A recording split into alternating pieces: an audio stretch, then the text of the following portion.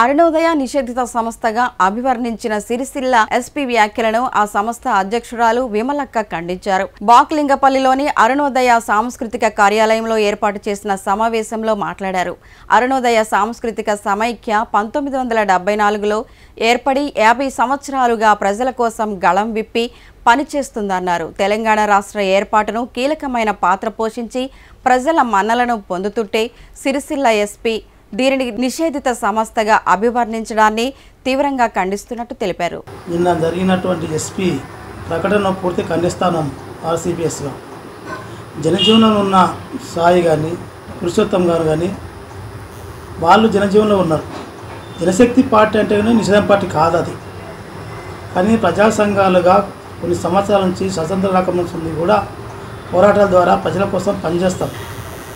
కానీ ఎస్పీ గారు ఒక ప్రకటన చేసి ఆయన వ్యక్తి కోసమో ఆయన ఒక ప్రభుత్వం ద్వారా ఏదో లబ్ధి పొందాలనో కానీ వీళ్ళటువంటి వాళ్ళను అరెస్ట్ చేసి వాళ్ళ ద్వారా ఇప్పుడు కూడా ప్రజల్లో పనిచేసే వ్యక్తులను అరెస్ట్ చేయడం ఇది చాలా ఖండిస్తూ ఉన్నాం.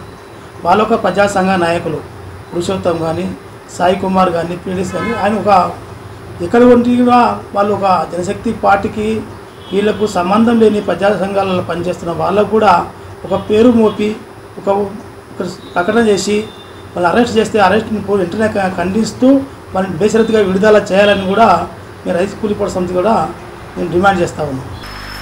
మలిదశ తెలంగాణ ఉద్యమంలో ఒక కీలక భూమిక పోషించినటువంటిది అరుణోదయ అని చెప్పేసి ఇక్కడ ఉన్నటువంటి ప్రతి ఒక్కరికి కూడా తెలుసు.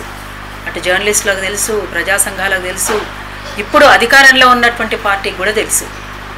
గత ప్రభుత్వం ఏదైతే కొనసాగించిందో గత ప్రభుత్వంలో కూడా ఇట్లనే అప్పుడు అకున్ సబర్వాల్ ఇట్లాంటి వ్యాఖ్యలే చేసిండు. నిషేధిత సంస్థ అరుణోదయ అని, ఇది జనశక్తి అని ఇష్టం వచ్చినట్టుగా నోటికి ఎంత మాట వస్తే అంత మాట మాట్లాడడం, ఆనాడు కేసులు పెట్టడం. ఉమ్మడి రాష్ట్రంలో ఏం జరిగిందో గత ప్రభుత్వం కొనసాగించింది, గత ప్రభుత్వంలో ఏం జరిగిందో ఈ ప్రభుత్వంలో కొనసాగిస్తుంది. గత ప్రభుత్వంలో ఇట్లాంటి విషయాలు మాట్లాడినప్పుడు, మా మీద కేసులు అయినప్పుడు, ఇట్లాంటి వ్యాఖ్యలు ఎస్పీ చేసినప్పుడు ఇప్పుడు అధికారంలో ఉన్నటువంటి ముఖ్యమంత్రి గారితో సహా అందరూ కూడా ఖండించినటువంటి వాళ్ళు మొన్నటి వరకు అధికారంలోకి ఇంకా కొద్ది రోజులైతే అధికారంలోకి వస్తామనక కూడా మా మీద కొనసాగుతున్నటువంటి నిర్బంధాన్ని కానీ మా ఆఫీస్ మీద జరిగినటువంటి దాడికి సంబంధించినటువంటి విషయంలో కానీ గతంలో ఇట్లాంటి విషయాలన్నీ కూడా చాలా స్పష్టంగా అందరూ కూడా మాట్లాడినటువంటి వాళ్ళే ఈ నిషేధాన్ని